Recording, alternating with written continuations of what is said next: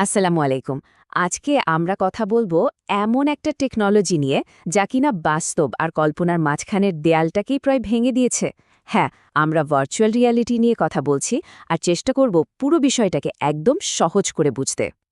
কখনো কি ভেবে দেখেছেন কেমন হতো যদি আপনি এমন এক জগতে ঢুকে পড়তে পারতেন যা পুরোপুরি কাল্পনিক কিন্তু আপনার কাছে মনে হবে ১০০ ভাগ সত্যি? ঠিক এই ধারণাটাই কিন্তু ভার্চুয়াল রিয়ালিটির একদম মূলে রয়েছে। তো চলুন, প্রথমে একদম গোড়া থেকে শুরু করা যাক। এই যে আমরা বলছি ভার্চুয়াল রিয়ালিটি জিনিসটা আসলে কি?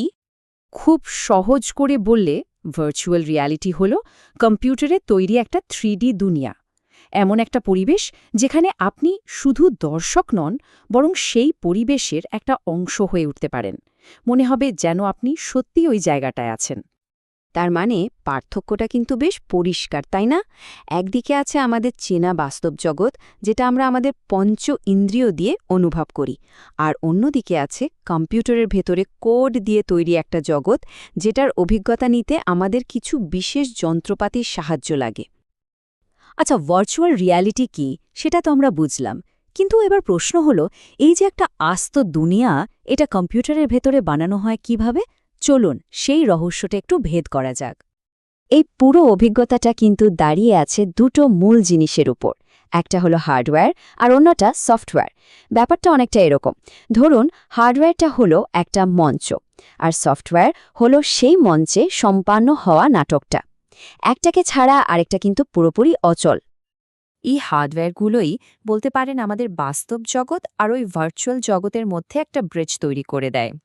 এর মধ্যে সবচেয়ে পরিচিত আর জরুরি জিনিসটা হলো হেড মাউন্টেড ডিসপ্লে, বা সংক্ষেপে HMD।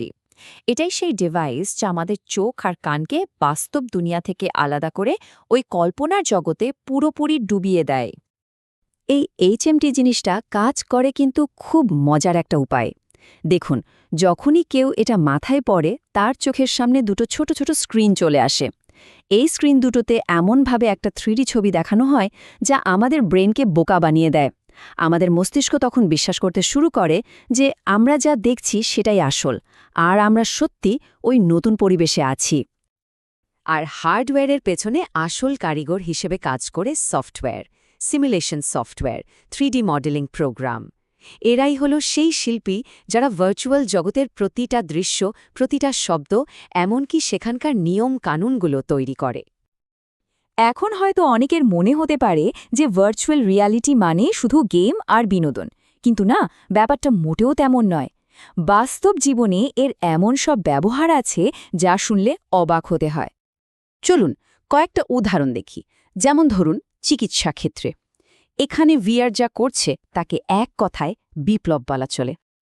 ভেবে দেখুন একবার, সার্জেনরা এখন জটিল সব অপারেশনের অনুশীলন করতে পারছেন একটা ভার্চুয়াল পরিবেশে। মানে কোনো ঝুঁকি ছাড়াই তারা বারবার প্র্যাকটিস করার সুযোগ পাচ্ছেন। এটা শুধু ডাক্তারদের প্রশিক্ষণের জন্যই নয়, নতুন নতুন রোগ নির্ণয়ের ক্ষেত্রেও বিশাল একটা ভূমিকা রাখছে। শুধু ডাক্তারই নয়, আরও অনেক ধরনের ট্রেনিং বা প্রশিক্ষণের জগতে VR একটা গেম চেঞ্জার হয়ে উঠেছে। যেমন ধরুন, পাইলটদের ট্রেনিং। সত্যিকারের বিমান নিয়ে ট্রেনিং করাটা কতটা ঝুঁকিপূর্ণ আর ব্যয়বহুল তা তো আমরা জানি। VR-এর মাধ্যমে তারা একদম বাস্তবসম্মত সিমুলেশনে ঘণ্টার পর ঘণ্টা অনুশীলন করতে পারেন। একইভাবে ড্রাইভিং শেখা বা সেনাবাহিনীর কৌশলগত প্রশিক্ষণের মতো ক্ষেত্রেও এর ব্যবহার অসাধারণ। এবার আসি শিক্ষা আর গবেষণার কথায়। এখানেও কিন্তু ভার্চুয়াল রিয়ালিটি আমাদের শেখার ধরনটাকে একদম পাল্টে দিচ্ছে। বইয়ে যেসব জটিল বৈজ্ঞানিক বিষয় পড়াটা খুব কঠিন মনে হয়, VR সেগুলোকে জীবন্ত করে তুলতে পারে। একবার কল্পনা করুন তো, ক্লাসে বসেই আপনি একটা মানব কোষের ভেতরে ঘুরে বেড়াচ্ছেন বা মঙ্গল গ্রহের মাটিতে হাঁটছেন। এই অসম্ভবকে সম্ভব করাই VR-এর জাদু। তো আজকের এই আলোচনা থেকে আমরা বেশ কিছু জিনিস জানলাম।